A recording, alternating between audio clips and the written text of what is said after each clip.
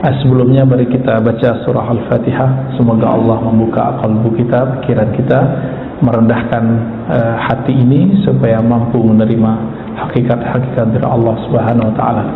Al-Fatihah. A'udzubillahi Bismillahirrahmanirrahim. Ar-Rahmanir-Rahim. Iyyaka na'budu wa iyyaka nasta'in. Shiratal ladzina an'amta 'alaihim. Di pertemuan pertama kami menghantarkan tentang Islam, iman, ihsan. Tentu masih ingat sebagiannya. Islam, iman, ihsan. Islam melahirkan ilmu namanya fikih. Dalam fikih itu orang kalau ingin memahami hukum yang zahir, dia punya jalan namanya mazhab. Maka mustahil kalau ada orang hari ini tidak mau bermazhab. Apa yang terjadi jika tidak bermazhab?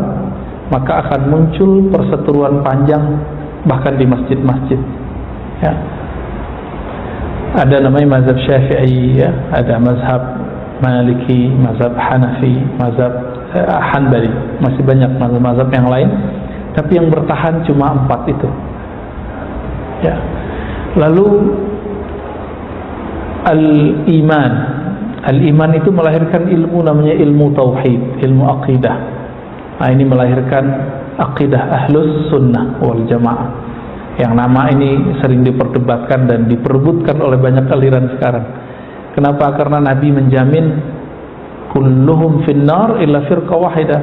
Semua umatku itu nanti masuk neraka kecuali satu kelompok, yaitu ma'ana alaihi wa ashabi, yang ikut aku dan sahabatku. Diterjemahkan dalam bahasa akidah dengan ahlus sunnati wal jamaah. Karena ini diperdebatkan, diperebutkan, banyaklah hari ini orang ngaku ahlus sunnah itu, ya. Dan tolong hati-hati, ahlus sunnah itu juga mempunyai madrasah-madrasah. Disebutlah madrasah Imam Tahawiyah, ada madrasah Imam Asy'ariyah, ada madrasah Imam Al-Maturidiyah. 3 madrasah itu sekarang yang populer cuma 2, Asy'ari, Maturidi. Maka ada orang ingin menyusup ke yang ketiga itu, yang Tahawi. Diambillah teks Imam Tahawi, lalu mereka talbis, mereka manipulasi teksnya sehingga terkesan akidah mereka masuk bagian akidah Imam Tahawi. Akhir banyaklah santri-santri mahasiswa pulang dari beberapa wilayah di Timur Tengah, ya. Ada satu negara yang mengajarkan kitab itu. Pulang-pulang mereka kemudian membatalkan akidah Asy'ariyah Maturidiyah yang kita kenali dengan sifat 20. Ya, pernah belajar ya Bapak Ibu? Masih diajarin nggak di sini? Udah enggak, ya? Atau nggak boleh ngaji itu di sini? Harus ada Pak yang ngaji itu di sini. Ngaji ahlus sunnah yang sahih itu. Kalau enggak nanti diganti ahlus sunnah antum. Nanti berubah istilahnya. Namanya 3 tauhid. Uluhiyah, rububiyah, asma wa sifat. Itu sudah isinya, kontennya, istilahnya tidak masalah, tapi isinya, definisinya itu bertentangan dengan yang tadi. Dan mereka menyebut inilah yang ahlus sunnah, yang ini tidak ahlus sunnah, yang kita pelajari dari kecil itu. Kita kan belajar ya, Allah wujud, qidam, baqa. Itu dibatalkan semua sama mereka, ya. Bahkan yang muda-muda di kalangan mereka, ya nggak jauh lah umurnya dari saya, ada yang tua dikit, ada yang mudaan dikit, mengatakan apa? Pengikut Asy'ariyah sesat. Mereka sudah berani sekarang ngomong begitu di TV-TV-nya, di radio-radionya, di YouTube-YouTube-nya, ya, di sosmed-sosmed mereka mengatakan apa? Akidah Asy'ariyah sesat. Kalau sudah begitu, apa jadinya umat nanti? Ya, dan sekarang anak-anak muda sudah berani ngomong begitu. Ya, orang-orang yang ingin menjadi orang soleh, lalu mereka mencari kajian, bingung di persimpangan jalan, mereka kemudian membukalah channel-channel YouTube, yang ketemu yang begitu-gitu Pak. Akhirnya baru beberapa bulan, beberapa tahun ngaji lewat YouTube, lewat TV, channel-channel tersebut, sekarang mereka berani mengatakan bahwa Asy'ariyah sesat. Nggak sadar, efek ngomong begini itu nggak sadar bahwa yang mengislamkan negeri ini terbanyak itu ulama-ulama yang akidah Ahlus Sunnah dengan madrasahnya Asy'ariyah dan Maturidiyah. Wali Songo semuanya Asy'ariyah. Ya, gimana tuh Pak? Kiai-kiai Indonesia rata Asy'ariyah. Yang membangun NU Muhammadiyah Asy'ariyah. Kalau kita bilang Asy'ariyah sesat, berarti pendiri NU Muhammadiyah sesat nggak? Rela nggak? Antum ini, Bapak Ibu ini, ketika imam-imam kita ini disebut sesat oleh mereka, mau diam? Mau diam nggak? Atau kita harus bertindak? Kita harus bertindak dengan cara yang positif. Mereka buat kajian, nih kita buat kajian. Nggak usah digerebek Pak, nggak usah ya. Mereka buat taklim, kita buat taklim ya. Mereka punya channel YouTube, ya antum harus punya juga. Mereka yang belum kita punya TV ya. Ada satu TV, tapi dulu pernah ada orang Syiah masuk di dalamnya. Akhirnya dituduhlah semuanya Syiah. Udah dibersihin Pak, sekarang udah gak ada Syiahnya, tapi masih kena cap. Nah, itu mungkin ngerti maksud saya ya. Itu tentang akidah Ahlus Sunnah. Akidah Ahlus Sunnah ini tidak sempurna jika tidak ada namanya ihsan. Maka Islam, iman, ihsan. Kenapa? Akidah Ahlus Sunnah itu hanya menteorikan sifat Allah, menghafalkan sifat Allah, Allah wujud qidam baqa. Sedangkan ihsan itu merasakan yang punya sifat, menghadirkan yang punya sifat Allah Ta'ala yang maha mulia, maha sempurna ke dalam diri kita. Allah kan maha dekat, tapi kenapa tidak terasa dalam diri? Nah, ini yang disebut dengan ihsan. Maka Nabi mendefinisikan ihsan apa? Engkau beribadah seakan memandangnya, jika tidak engkau merasa dipandangnya. Kalau udah masuk ke sini, perdebatan hilang. Wah, tadi rame ya. Tadi saya bahas tentang Ahlus Sunnah, alirannya panas nggak kepala tuh? Panas Pak. Emosi kita naik. Emang begitu tabiatnya ilmu akidah itu, bikin kita agak emosian dikit Pak. Tapi membuat kita lebih waras. Tidak sembarangan mengkafirkan orang atau membid'ahkan orang atau menganggap orang syirik. Baik. Semua ilmu ini, Islam, iman, tidak sempurna jika tidak sampai ihsan. Islam tadi wujudnya kita tadi sholat subuh. Sholat subuh berapa rakaat? 2 rakaat. Sebelum sholat subuh kita wudhu. Rangkaian sholat itu, siapa yang kita sembah diteorikan dalam ilmu akidah. Bagaimana sebenarnya yang disembah itu? Maka dirasakanlah dengan al-ihsan. Ilmu al-ihsan ini melahirkan suatu sikap para sahabat yang disebut zuhud. Ilmu kezuhudan ini memunculkan satu ilmu yang sekarang orang malu menyebut namanya, yaitu tasawuf. Gitu. Sekarang diganti nama Pak, Tazkiyatun Nufus. Ketika kita buka kitab Hadaikul Haqaiq, ternyata Tazkiyatun Nufus hanya satu bab di sini. Gak cukup modalnya itu. Karena diri kita tidak hanya nufus, nufus jamak dari nafs, jiwa. Diri kita ini, nah ini tolong dihafalkan. Ini pernah saya sampaikan di beberapa tempat juga. Ada yang disebut jasad. Nih, tubuh yang ini, yang kasar ini, yang ada syahwat di dalamnya, ada emosi di dalamnya, ada nafsu di dalamnya. Nafsu bahasa Indonesia ya, bukan nafsu bahasa Arab. Jasad ini di dalamnya ada apa? Ada nafs. Apa arti nafs? Jiwa. Nah, jiwa ini dia punya beberapa tingkatan. Ada jiwa yang ammarah, bukan amarah. Amarah suka marah-marah. Kalau ammarah itu ammarah bisu, yang banyak menyuruh kepada keburukan. Itu si jiwa itu. Ya. Dan dia punya karakter yang banyak. Ya, nanti kalau udah meninggal namanya disebut lawamah, suka mencaci diri sendiri. Maka ditandain orang kalau habis maksiat dia kemudian menyesal, namanya lawamah. Benar gak? Berarti dia sudah naik. Kalau amarah ini mirip psikopat. Orang salah tidak merasa salah.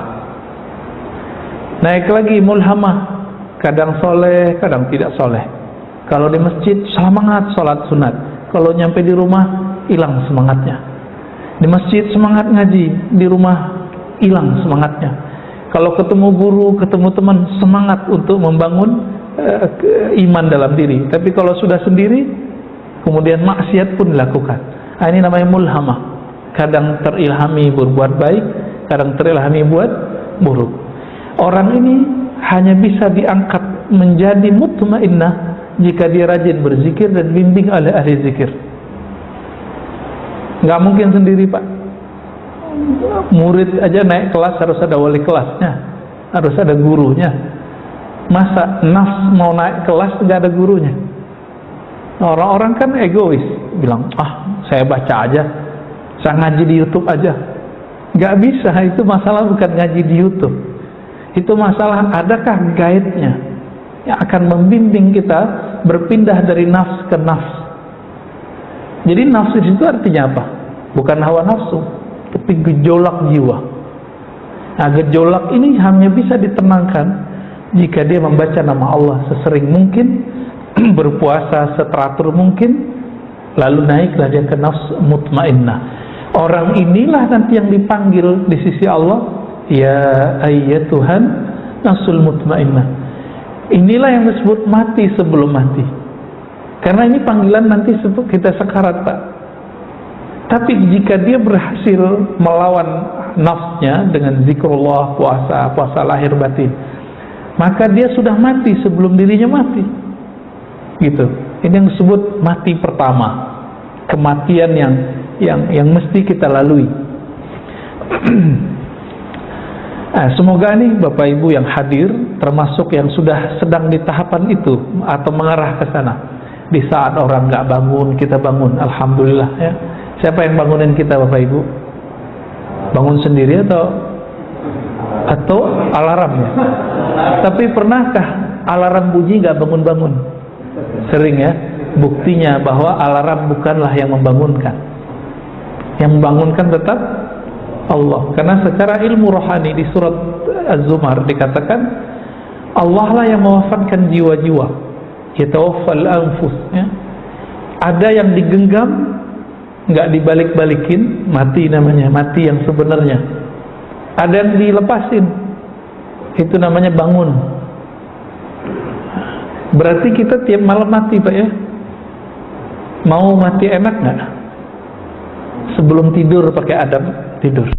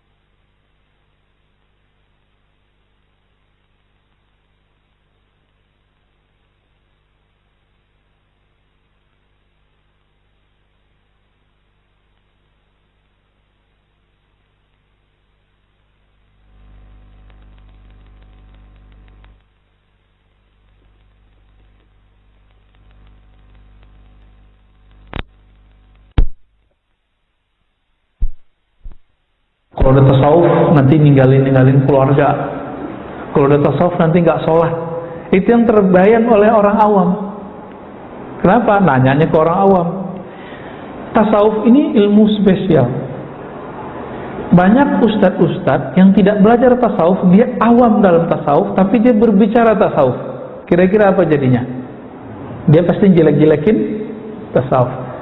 Jadi kalau Bapak search di Google, di YouTube, lalu ada orang berbicara tasawuf, tidak benar. Itu karena dia awam dalam masalah tasawuf. Ada yang hampir benar, dikira tasawuf itu sesuatu yang berkaitan dengan zikir-zikir. Oke. Tapi ingat, tidak semua zikir-zikiran itu tasawuf. Ya, zikir itu setara dengan tazkiyatun nafs. Dia hanya salah satu bagian dari tasawuf. Hanya salah satu. Karena apa? Karena ada orang berzikir bukan untuk Allah. Ada zikir untuk kesaktian. Ada zikir supaya rezekinya lancar. Ada zikir supaya nggak kebaca oleh KPK, itu banyak tuh ya. Ada zikir supaya pilkada besok kepilih. Yang begini ini itu bukan zikir sufi, bukan zikir tasawuf. Jadi di kesempatan mulia ini saya ingin mengajak kita membaca lebih jernih. Itu bukan tasawuf. Ini saya bawakan kitabnya. Ini kitab tasawuf. Nggak ada Pak ketemu yang dibayangkan orang semua itu. Semua ini adalah ajaran Ahlus Sunnati wal Jamaah. Dalam fikih ada namanya istighfar. Astagfirullah, astagfirullah. Selama ini istighfar nggak Pak? Baca istighfar ya. Tapi dari mana kita tahu kita istighfar karena apa, untuk apa, dan sampai level mana? Itu tahunya pakai kitab ini nanti. Maka Imam Ghazali, Abu Hamid Al-Ghazali dalam Ihya Ulumuddin mengatakan, beda ilmu fikih dengan ilmu tasawuf itu satu aja.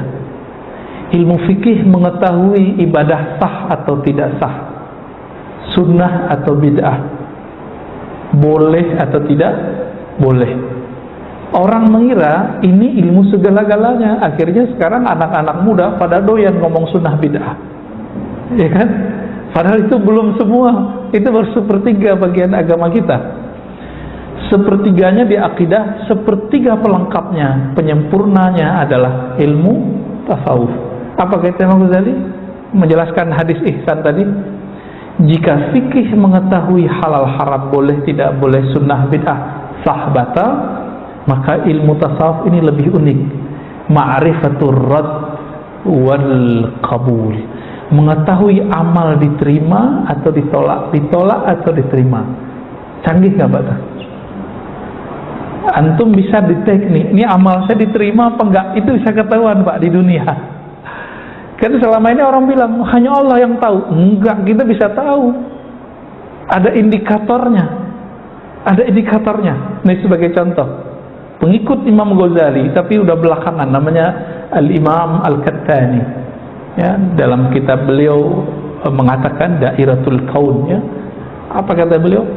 Ciri paling sederhana ibadah orang tidak diterima, contohnya sholat, habis sholat langsung kabur Pak. Ini ciri-ciri sholatnya dilempar langsung sama dia. Pernah nggak ngeliat atau kita merasakan itu? Diusut, coba diingat-ingat, kenapa saya buru-buru habis sholat bergerak ke arah lain, ke dunia? Karena di dalam sholat kita sudah ngancang-ngancang mau jalan kemana, mau ke arah mana. Sholat begitu diterima nggak? Dalam surat Taha ayat 14 Allah berfirman, aqimis salata lidzikri. Dirikan salat untuk mengingatku, menyebutku. Ini kita salat, kita ingat jalan keluar masjid. Nah, nanti aku kalau keluar lewat sini, ntar markir. Pernah begitu? Jujur aja Pak, nggak apa-apa kok. Ya sama kok kita. Saya juga pernah begitu. Ya. Emang begitu, itu syaitan kerja Pak. Apa kata syaitan dalam hadis yang sahih? Jika seseorang sholat, maka syaitan mengatakan uzkur kaza, ingatlah ini, ingatlah itu, ingatlah ini, ingatlah itu. Itu sebabnya banyak yang teringat kalau lagi sholat. Benar ya? Nabi sendiri kok yang ngabarin. Nabi sendiri yang ngabarin. Bedanya Nabi Muhammad SAW setannya, koritnya sudah masuk Islam. Maka setan dan koritnya udah nggak berdaya memperdaya Nabi, justru ikut sholat sama Nabi Sallallahu Alaihi Wasallam. Nah kita kan koritnya belum Islam semua nih Pak. Yang punya hak mengislamkan korit cuma Al-Ghaus, namanya wali tertinggi. Kalau di fikih namanya mujtahid, imam mujtahid. Kalau ini Imam Al-Ghaus, bukan namanya Ghaus, bukan. Itu gelarnya. Kalau di akhir zaman ya Imam Mahdi. Ya, hanya itu yang bisa mengislamkan. Saya nggak bisa mengislamkan ya Pak, itu bukan otoritas saya ngabarin doang. Ya. Nah, sekarang kita masuk ya. Jadi tasawuf apa tadi? Ilmu mengenai ihsan. Apa faedahnya? Mengetahui amal diterima atau ditolak. Maka Nabi kasih kabar gembira. Ada orang yang diterima amalnya 1/4, ada yang 1/3, ada yang setengah, ada yang 2/3, ada yang semua, ada yang enggak, 10% aja Pak. Kabar gembiranya Pak, alhamdulillah masih diterima lah walaupun cuma berapa gitu. Ya. Kita bisa tahu itu Pak. Habis sholat itu kita zikir. Kenapa habis sholat itu zikirnya istighfar? Kan kita sudah diampuni seharusnya. Kan Nabi mengatakan sholat 5 waktu itu seperti seseorang punya sungai di depan rumahnya, lalu dia mandi 5 kali, betul? Hadis ini masih ingat? Ya. Tapi kenapa ba'da sholat masih istighfar? Itu istighfar bab terima atau tidak terima. Maka ini kabar gembiranya Pak. Ciri-ciri sholat kita dimaklumi oleh Allah, kita mau istighfar habis sholat. Tapi istighfarnya harus dinaikin, bukan istighfar dosa fisik saja. Tapi sudah masuk istighfar minta ampun dari sholat yang tidak khusyuk, dari zikir yang tidak daim, yang tidak langgeng di kolbu. Sembari kita sholat, itu kan pikiran kita kemana-mana. Jadi pikiran itu mau kemana, kolbu ini mau kemana gitu. Kolbu itu hanya maunya satu, Allah. Pikiran maunya selain Allah. Berperanlah di situ. Kita mengistighfarkan itu, insya Allah Allah maklumi nanti. Itu maksudnya. Maka jangan-jangan ibadah kita yang diterima bukan sholatnya, tapi istighfarnya. Gitu Pak. Nah ini yang sering saya sampaikan ketika Nabi bersabda bahwa Allah berfirman dalam hadis qudsi, wahai hambaku, jika engkau tidak merasa berdosa, aku akan datangkan generasi baru yang merasa berdosa, lalu mereka minta ampun kepadaku, fa'aghfiru lahum, lalu aku ampuni mereka. Nah kita ini pernah merasa berdosa enggak? Itu dia. Nah, inilah ilmu tasawuf. Cuma karena istilah ini ditolak banyak orang ya, jadi saya sekarang menjadi ghuraba Pak, jadi gharib ya. Jadi asing udah. Karena ustadz-ustadz muda udah gak mau ngomongin ini. Malu katanya, takut ditinggal jamaah. Bapak mau ninggalin saya? Kira-kira gimana? Mau ninggalin gak nih? Nah, saya jawab, jadi ada orang ngomong saya, Ustadz, ente gak takut nanti dihujat oleh kelompok fulan, dihujat oleh manhaj fulan? Ente gak takut nanti ditinggal jamaah? Ada Pak yang negur saya begitu. Jawaban saya apa? Afwan akhi, saya berdakwah bukan untuk diikuti fulan, bukan untuk dipuja si fulan, tapi saya mengajar berdakwah ilallah ya, saya belajar untuk membawa diri saya kepada Allah dan mengajak kawan-kawan kita kepada Allah semampu kita. Jika tidak mau ya sudah ya. Udah gitu aja Pak kita jawab. Dan sampai hari ini dia gak mau ngajarin tasawuf ya. Kalaupun ngajarin itu dikasih judul lain. Kita katakan, mau sampai kapan ente begitu? Kan? Di zaman sudah begini, orang sudah terang-terangan memerangi ahlus sunnah, perangkat-perangkat ilmu ahlus sunnah. Ini jangankan tasawuf Pak, mazhab aja ditentang sama mereka. Apa kata mereka? Tidak ada mazhab dalam Islam, tidak boleh ikut mazhab. Para imam mazhab melarang ikut mereka. Dipakai kalam-kalam itu. Imam mazhab seperti Imam Syafi'i ketika mengatakan la tuqalliduni, jangan taklid kepadaku, beliau ngomong ke siapa? Ngomong ke kita atau ngomong ke siapa? Kira-kira ini bayang-bayangin nih, imajinasikan Pak, beliau ngomong ke siapa? Orang yang diajarinnya disebut siapa? Muridnya. Muridnya itu siapa aja? Muzani, Muradi, Buwaiti, Humaidi. Itu level-level gurunya Bukhari semua Pak. Humaidi terakhir yang saya sebut itu gurunya Imam Bukhari. Selevel mereka Ahmad bin Hanbal, Ishaq bin Rawi, murid semua. Apa kata Imam Syafi'i? Jangan taklid kepadaku. Kenapa? Imam Syafi'i sudah memberikan perangkat ilmu kepada mereka. Nih, kalau ada dalil, ada persoalan, kamu olah sendiri. Tapi kalau bapak-bapak ini yang nggak pernah nyantri dulu udah lupa, udah nyantri masuk kuliahnya juga nggak jelas, ya. Ini berapa tahun UIN IAIN itu terjajah oleh kurikulum yang nggak jelas, ya. Lama Pak, lama sampai ya sekarang kemudian mereka mulai sadar lagi, dibalikin lagi itu yang kurikulum lama-lama itu, ya. Lama buku terjemah yang dibaca, akhirnya kawan-kawan kita santri-santri masuk UIN IAIN nggak bisa baca kitab lagi Pak. Padahal mereka lebih vokal daripada yang tamatan Timur Tengah. Timur Tengah kan nggak ada presentasi. Coba tanya teman-teman kita Timur Tengah, presentasi kuliah itu nggak ada. Maka kalau ngomong tuh ngedoktrin kebanyakan, ya nggak semua. Kalau anak UIN, anak IAIN, enggak. Mereka ketika menjelaskan sesuatu itu ya bisa berkilah dulu, berteori dulu, karena udah biasa berdebat. Cuma baca kitabnya udah mulai longgar. Nah, saya 7 tahun mengajar di UIN sampai 2019. Saya menghidupkan dari 2012 itu saya menghidupkan ngaji kitab. Jadi kuliah itu ngaji kitab, dibawa ke teater, semua kelas tuh pakai kitab. Sempat lumayan hidup itu kajian kitab ya, tapi takdir Allah saya meminta supaya didekatkan dengan ahli Quran, ya kita jadi pindahnya ke Institut Ilmu Al-Quran. Cuma saya lebih nyaman ya, secara rohani saya lebih nyaman. Cuma kita berharap UIN IAIN sebagai corong ahli sunnah nanti bisa kembali ke khitahnya. Amin ya rabbal alamin. Biar nggak dituduh liberal lagi ya. Apalagi ada buku tuh pemurtadan di IAIN. Ini kan nggak benar nih sebenarnya. Baik. Bapak saudara makan Allah, jika kita tidak mulai angkat kajian-kajian seperti ini, mungkin 5 tahun lagi kajian tasawuf habis Pak ya.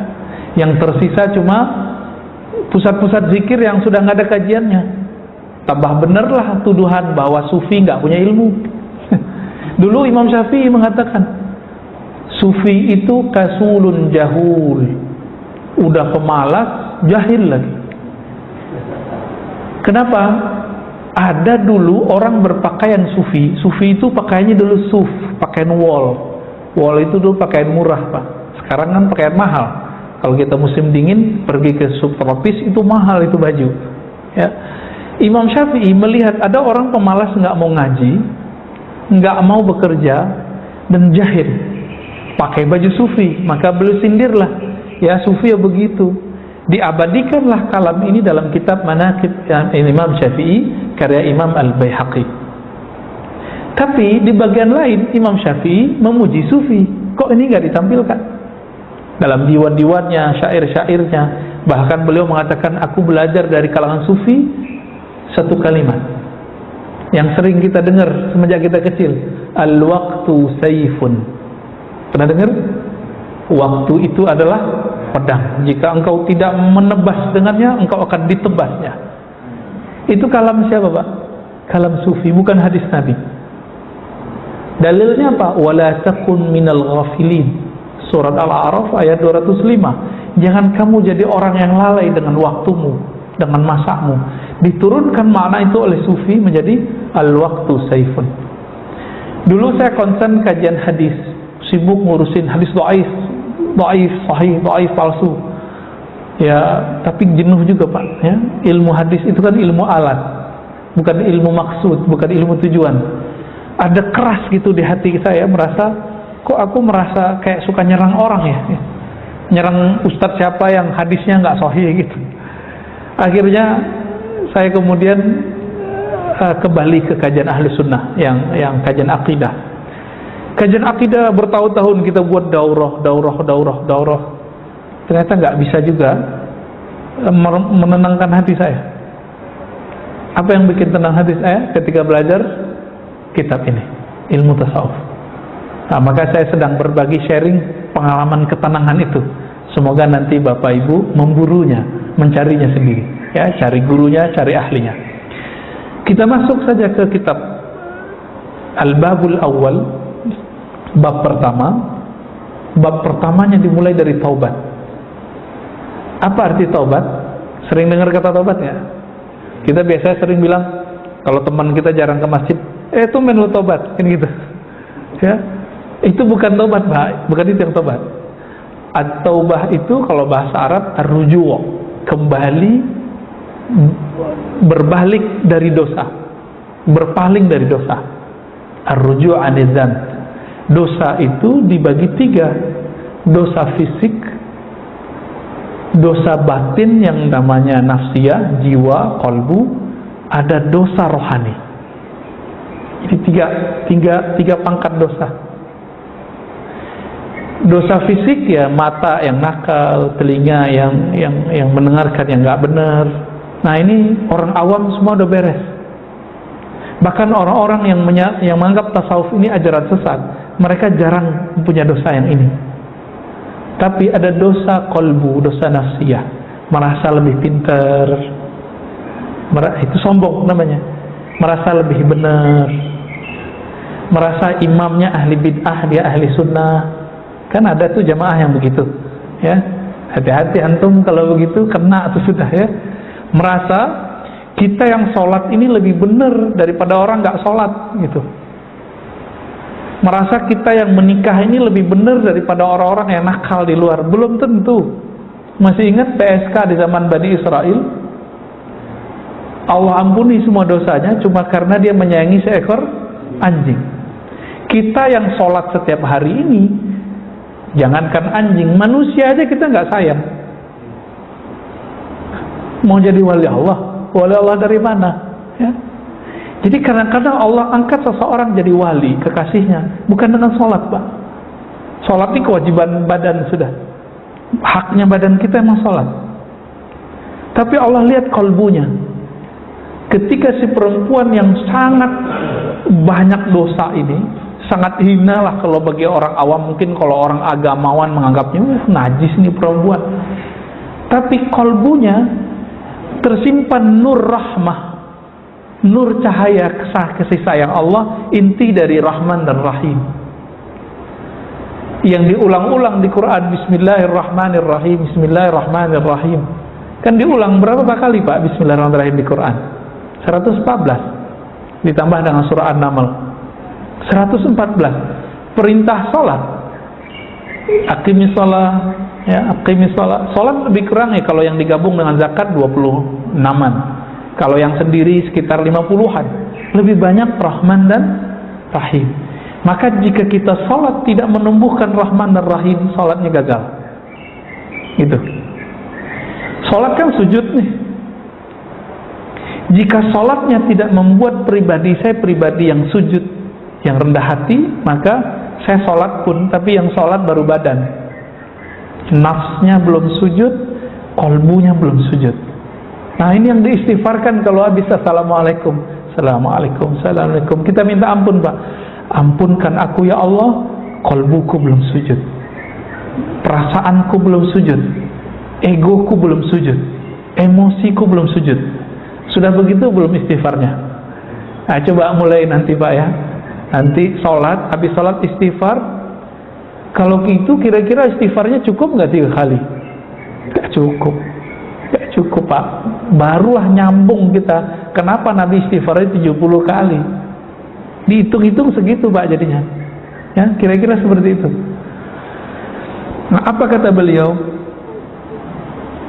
Di dalam Al-Quran surat Ghafir ayat 3, ya, Allah menyebut dirinya Ghafir dzanbi wa qabilit taubi. Allah lah yang mengampuni zan, dosa, wa qabilit taub, dan menerima taubat. Jadi tobat ini bukan masalah bagus bacaannya, ya. Dan di Al-Quran kita sering mendapatkan tawabin, ya. Misalnya ada ayat, sesungguhnya Allah mencintai orang-orang yang tawabin. Apa arti tawabin?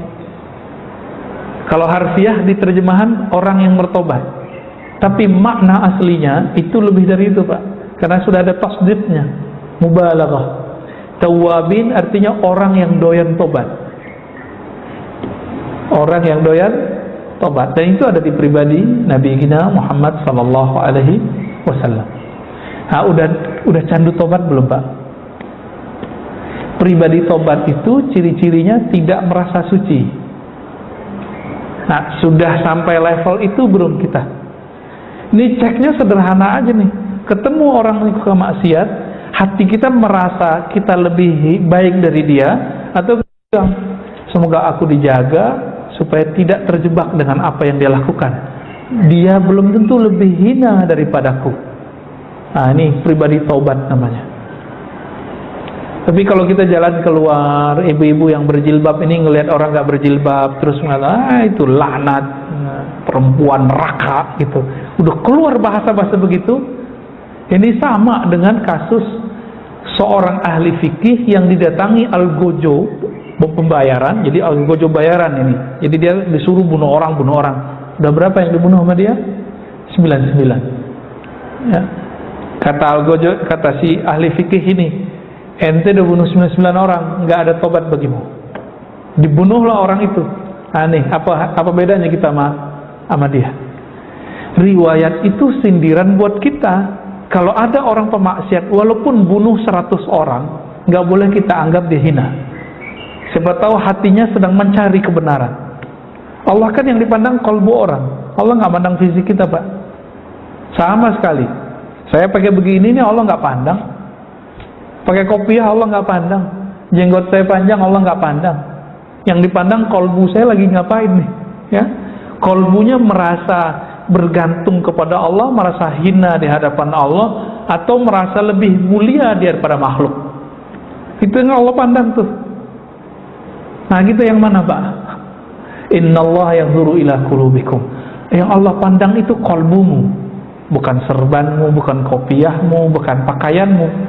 Nah, makanya saya mengimbau kalau ngisi kajian training untuk para dai, kita ngajak, wahai tuan-tuan dai, para ustadz, para syekh, para kiai, tolong jangan sibuk di performan pakaian, serban kayak gamis, enggak.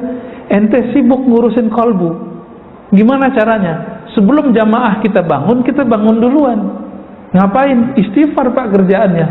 Ini yang disebut dalam surat Zariyat, ya. Wabil asharihum yastaghfirun. Ciri-ciri penghuni surga itu ketika orang tidur, dia bangun, ngapain? Yastaghfirun. Mereka merasa berdosa, mereka minta ampun kepada Allah. Nah, ini Bapak Ibu saudara makan Allah, walaupun Bapak sebagian bukan dai, bukan ustadz, bukan guru, coba amalkan itu. Itu dijamin masuk surga udah. Ya, ayatnya jelas, ya. Bahwasannya penduduk ahli surga itu amalannya yastaghfirun. Mereka minta ampun di saat orang sedang tidur. Artinya dia nggak bisa tidur karena kepikiran dosa. Kenapa kita bisa tidur, Pak? Karena kita lupa sama dosa kita, benar nggak? Nah, inilah nikmat dari Allah, namanya lupa. Jadi lupa itu untuk manusia kesempurnaan. Bagi Allah itu kemustahilan. Nggak mungkin Allah bersifat lupa. Tapi bagi kita itu sebuah kesempurnaan. Coba kalau kita ingat semua orang yang nyakitin hati kita, Pak, bisa tidur nggak? Nggak bisa. Kita ingat semua orang yang pernah berkata kasar, kita nggak bisa tidur. Apalagi ibu-ibu nih yang hatinya lebih lembut dari bapak-bapak yang pernah dulu sakit hati, putus cinta atau bercerai. Kalau Allah nggak kasih lupa, itu nggak bakal bisa tidur. Maka lupa itu kesempurnaan bagi kita. Nah, saat kita lupa itu, Nabi beristighfar dari kelupaan itu.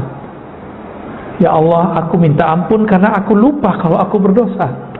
Nah, itu istighfar juga tuh. Nah, orang kalau sudah tahu nih celah-celah istighfar, ternyata banyak yang perlu kita istighfarkan. baru dia disebut tawwabin. Ya. Maka orang begini karakter keduanya tidak pernah putus asa dari rahmat Allah. Ini disebut dengan tawwabin. Mau segunung, setinggi langit dosanya, dia masih ada harapan. Allah pasti bisa mengampuniku. Ya, bukan berarti dia kemudian enak-enakan maksiat, enggak. Dia setiap kali salah dia punya harapan, husnuzan kepada Allah Subhanahu wa taala. Lalu beliau mengatakan di sini, ya, apa hukum taubat? Selama ini istighfar hukumnya apa? Yang kita tahu, sunat ya? Enggak, Pak. Dalilnya apa?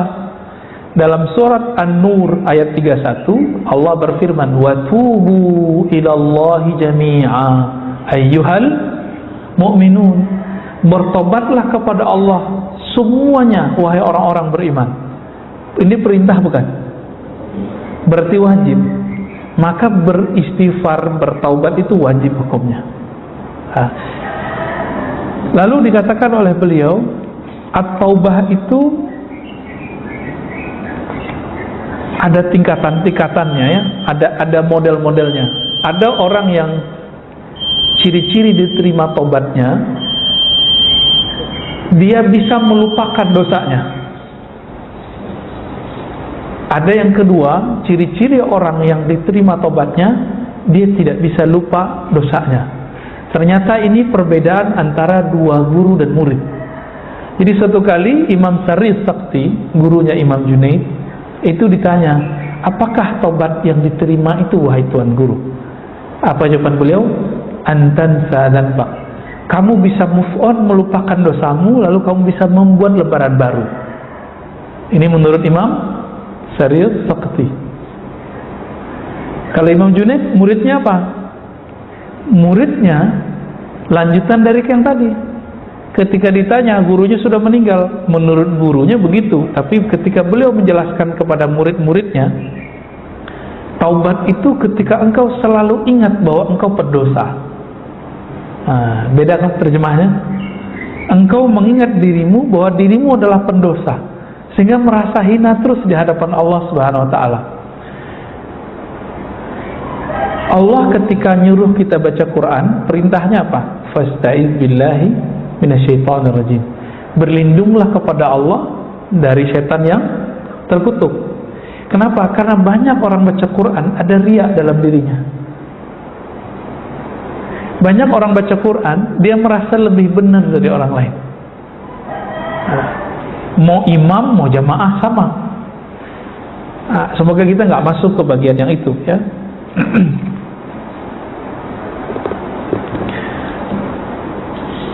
Lalu dikatakan dalam kitab ini bahwa taubat itu ada taubat orang awam, ada taubat orang khawas.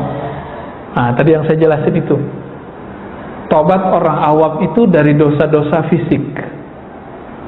Rata-rata orang-orang yang ekstrim itu mereka jarang punya dosa ini. Disebutkan oleh Imam Syahrastani, kelompok-kelompok ekstrim, pemberontak atas nama agama dari dulu, itu mereka terjaga dari dosa-dosa fisik. Tapi hati mereka belum tentu terjaga dari dosa batin. Ya, maka disebutkan di sini taubatnya para khawas. Ini udah taubatnya para wali, Pak. Kalaupun kita belum kekasih Allah, wali Allah, minimal kita berguru atau mendapatkan ilmu kewalian. Apa salah satu ilmunya? At-taubah minal ghaflah. Taubat dari kelalaian. Ini yang saya jelaskan di awal tadi. Coba nih dirasa-rasa. Nanti kalau tobatnya dari kelalaian dalam sholat atau masih dari maksiat biasa? Kalau masih dari maksiat biasa, berarti tobat kita masih tobatul awam. Mau kalau udah naik, setelah tobat dari dosa-dosa fisik, dosa biasa, kita minta ampun kepada Allah dari dosa merasa lalai itu, ya. Dosa merasa tersinggungan, nih hati-hati nih ya, pengurus masjid, hati-hati Pak pengurus. Ustadz juga gitu Pak. Ustadz itu lebih makan hati daripada pengurus masjid kadang. Saya nggak usah cerita deh, banyaklah nastapa jadi dai, jadi guru itu, ya. Harus betul-betul kuat mentalnya. Kalau enggak, rusak, ikhlasnya rusak. Itu istighfarnya berat lagi tuh, ya. Makanya dai-dai itu kadang futur, dia kemudian down. Bukan masalah honornya dia, tapi kadang-kadang masalah muamalah muridnya. Jadi guru itu diuji sama muridnya, ya, sebagaimana orang tua diuji sama anaknya. Nah, jadi guru-guru, ustaz, kiai-kiai diuji sama jamaahnya. Ada yang jadi jamaah ini kan terbagi dua, murid yang sungguh-sungguh sama murid yang shadiq, murid yang kadzib, ya. Murid yang shadiq, murid yang mengikuti gurunya karena dia melihat ada kebenaran dalam diri gurunya, bukan karena gurunya sempurna. Ingat itu. Kalau murid yang kadzib, ini murid karena dia melihat ada kesamaan yang dia cari dari gurunya. Jadi hasrat dia terpenuhi oleh si guru itu, maka dia kemudian senang sama guru itu. Suatu saat jika keluar dari kalam gurunya sesuatu yang nggak sesuai dengan ekspektasi dia, ditinggalkan gurunya. Ini yang disebut dengan murid yang kadzib, jamaah palsu, ya, jamaah palsu itu, Pak. Nah, semoga Bapak Ibu ketika berguru kepada siapapun guru di sini yang duduk di kursi yang mulia ini, semoga bergurunya sungguh-sungguh karena melihat ada cahaya ilmu pada guru tersebut, bukan karena dia sempurna, ya. Nah, jangan sampai kita mengikuti guru karena sesuai dengan hasrat kita. Ini banyak. Saya dulu berguru begitu, Pak. Ketika ekspektasi saya nggak ada, saya tinggalkan. Bahkan saya kata-katain itu gurunya. Nauzubillah min dzalik.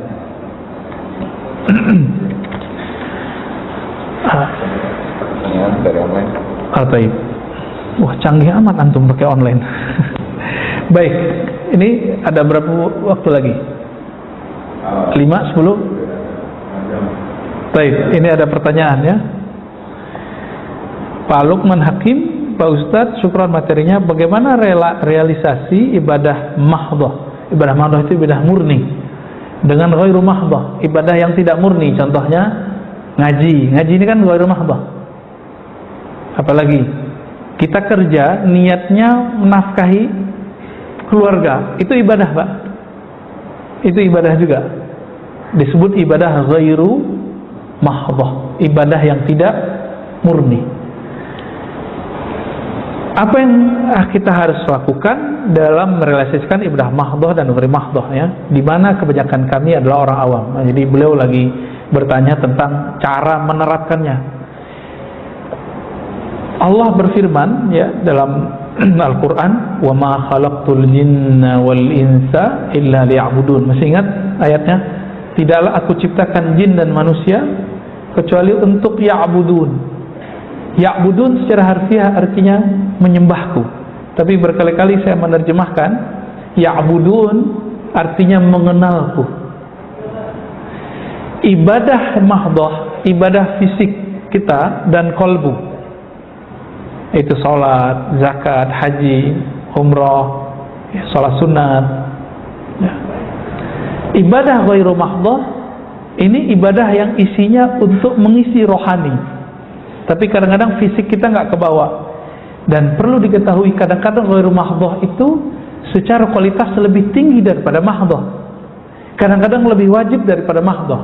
Contohnya, ketika ada ta'lim, kita masuk masjid, mau tahiyatul masjid, lebih dahulukan tahiyatul masjid atau ta'lim? Tahiyatul masjid apa ta'lim? Tahiyatul masjid sunat nggak? Ta'lim itu wajib atau bukan? Wajib, cuma dia ghairu mahdhah. Wajib tapi ghairu mahdhah, gitu, Pak.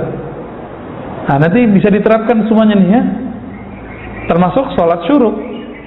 Tapi antum terserah, ya, kita nggak paksa. Kalau mau sholat silakan, cuma kalau ngikutin ilmunya, kajian masih berjalan lalu syuruk masuk, nah, tinggal pilih yang sunat atau yang wajib, gitu. Itu nggak masalah, ya. Terus apa saja yang kita niatkan untuk Allah, untuk membantu hamba-hamba Allah, keluarga kita kan hamba Allah, maka itu ibadah ghairu mahdhah. Apalagi kalau Bapak ini kerja, niatkan saya nanti mau zakat dari kerjaan ini. Udah, Pak, itu dari awal berangkat sampai bulan besok dapat gaji, itu semua dihitung ibadah, ya, dihitung ibadah semua. Tapi ingat juga, ada ibadah mahdhah karena niatnya tidak benar, itu nggak dapat apa-apa. Saya sholat supaya disebut ahli ibadah, ya. Saya ngajar, baru mahdhah nih. Saya ngajar supaya disebut orang alim, supaya disebut ustadz sunnah, ustadz aswajah, ya. Nah ini ibadah ghair mahdhah, ataupun mahdhah nggak dapat apa-apa saya. Paling-paling dapat honor, pulang-pulang cuma dapat honor, nggak dapat pahala saya. Nah inilah kejadian guru-guru di madrasah, kiai-kiai di pesantren. Kalau mereka tidak main kolbunya di sini, realisasi mahdhah ghair mahdhahnya tidak berhasil. Tujuan dia mengenal Allah tidak berhasil. Tadi coba diartikan, aku ciptakan jin manusia, tidaklah aku ciptakan mereka kecuali untuk mengenalku. Maka semua aktivitas mengenal Allah itu adalah wajib. Mau bentuknya ta'lim, mau bentuknya zikir, mau bentuknya sholat. Maka kita nggak perlu benturkan. Kalau ada teman kita tadi waktu masuk masjid dia sholat sunat dulu, padahal kita berita alim, nggak masalah Pak, biarin. Kenapa? Mungkin dia menganggap itulah mengenal Allah, nggak ada masalah. Sama misalnya antum lagi taklim, masuk syuruk, ada orang sholat sunat, berarti mungkin itu pemahamannya, itu tidak masalah juga. Tapi kalau ngikutin ilmu ma'rifatullah, mengenal Allah sesaat itu lebih afdal dari 1000 rakaat. Dalilnya mana? Ada dalam Sunan Ibnu Majah, ya. Dalam Sunan Ibnu Majah disebutkan 2 riwayat.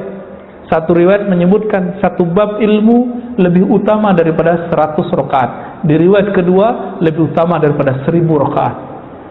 Satu 100, satu 1000. Ini cuma menunjukkan kualitas. Tergantung ilmunya ngarahin kemana nih?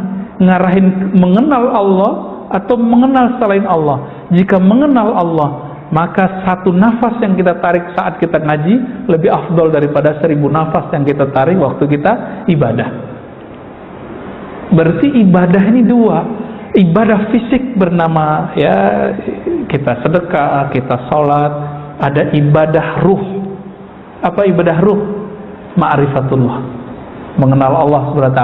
Nanti Pak, kalau Allah izinkan kita masuk surga, Bapak akan ingat kalam saya ini. Kalau kita masuk surga, amin.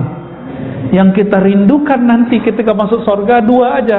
Saat zikir salat, yang paling dirindukan lagi saat kita ngaji ma'rifatullah.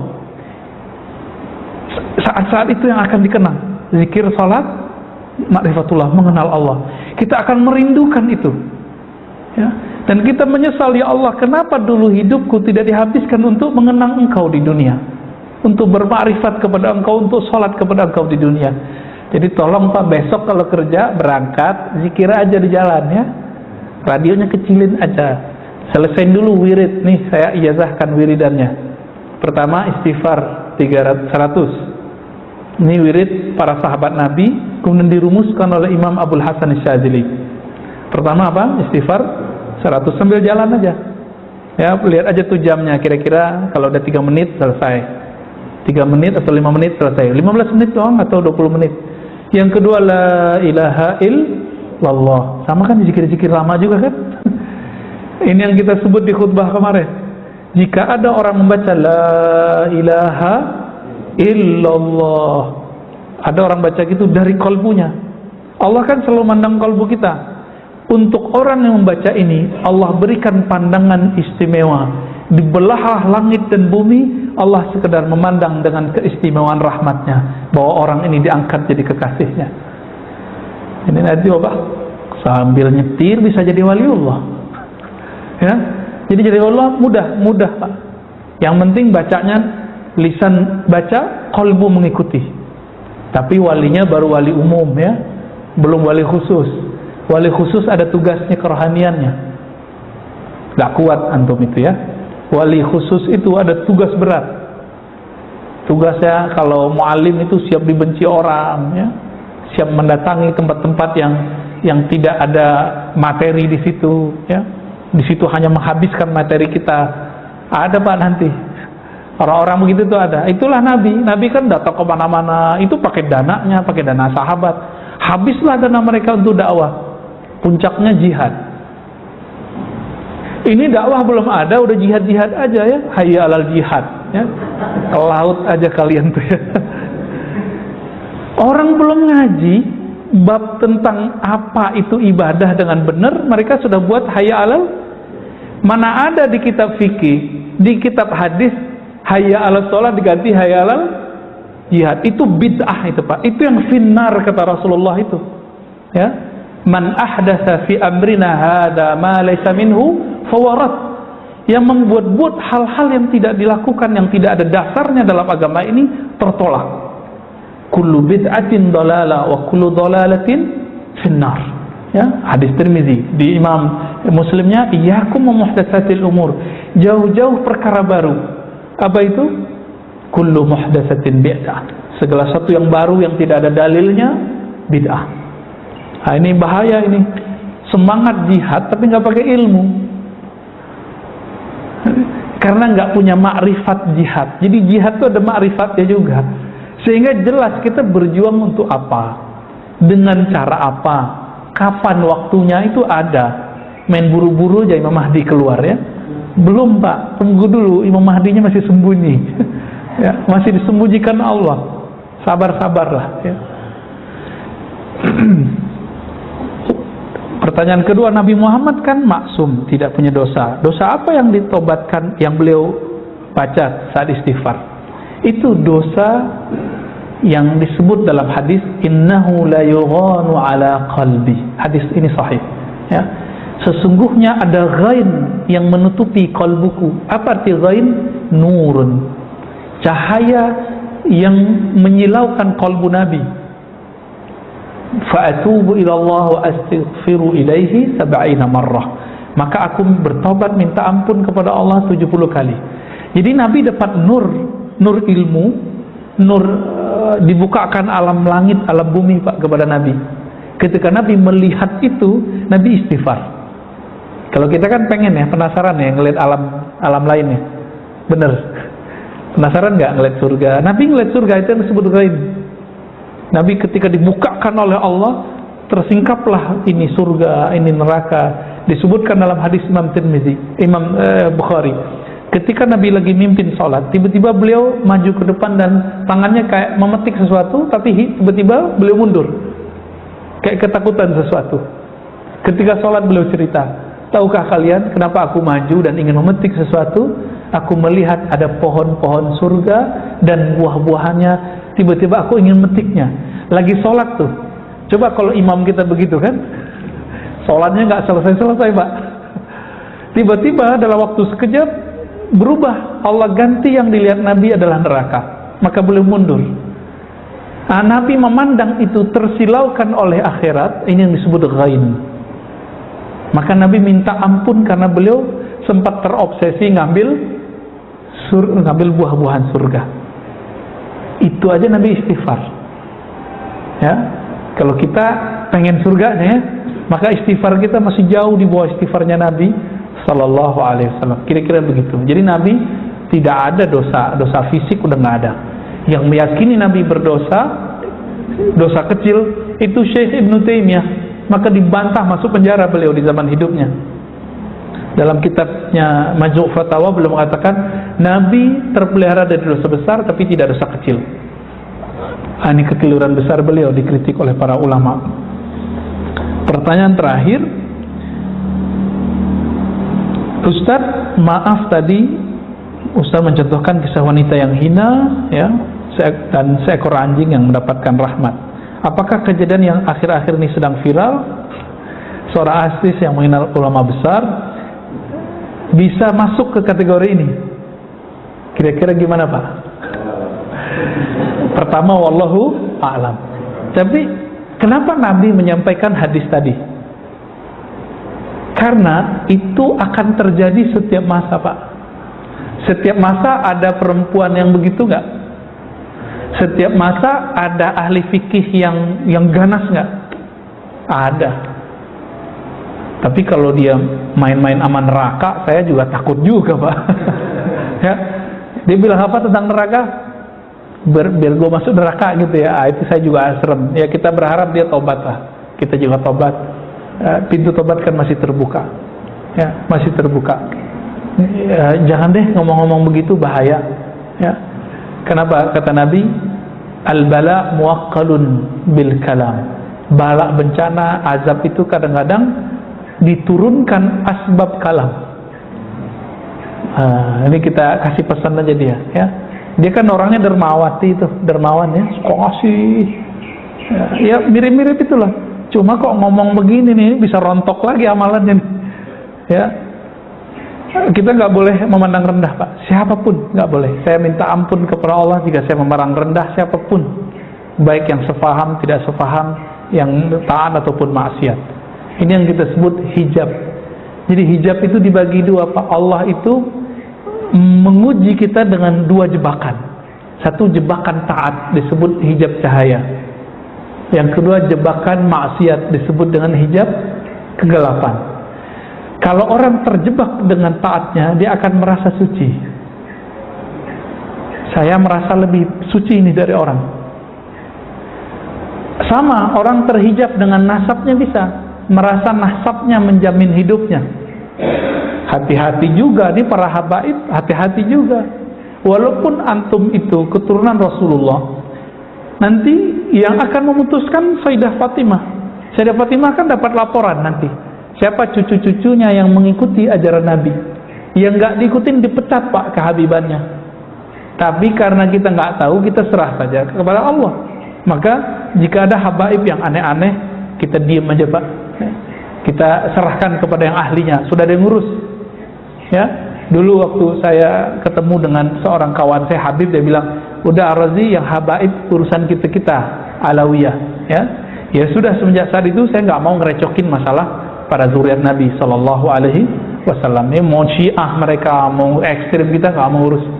Itu sudah ada yang urus. Jadi Bapak Ibu tolong jangan nyinyir kepada zuriat Nabi. Ya, kenapa? Kan mereka punya nasab. Nasab Nabi ini jaminannya langsung dari Rasulullah Sallallahu Alaihi Wasallam. Kullu nasabin in qata'a ila nasabi.